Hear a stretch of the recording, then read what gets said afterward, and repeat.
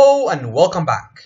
In this lecture, we're going to talk about the Tanh activation function, or it's also called the hyperbolic Tanh activation function.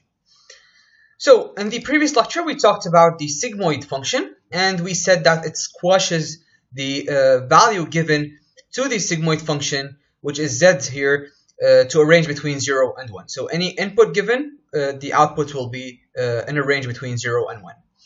Now, the Tanh activation function squashes the output to a range between -1 and 1 rather than from 0 to 1. So as you can see, it's 0-centered, meaning that the center of the graph here is 0. And it also means that when your input is 0, then the output is also 0. So this is the Tanh activation function.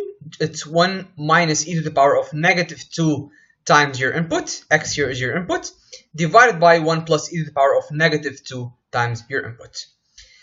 So here are some examples. If the input is 0, the output is 0.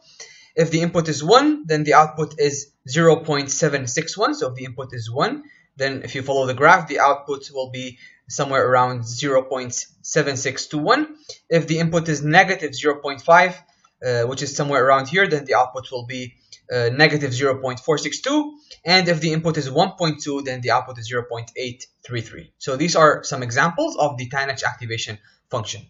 And the good thing about it is that it's 0-centered, and it's of course much better than the sigmoid function, and therefore it helps in optimization.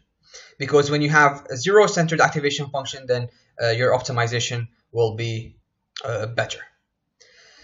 So it is the activation function used in recurrent neural networks and LSTMs, as we're going to see later on in the recurrent neural networks section.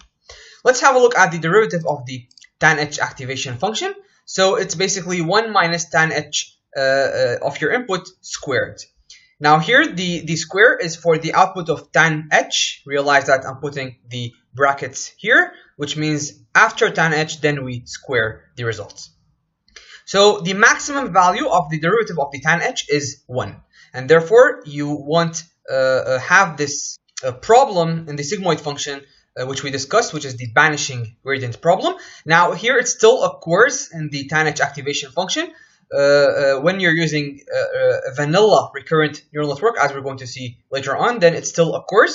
But this is because of the architecture of the vanilla RNN.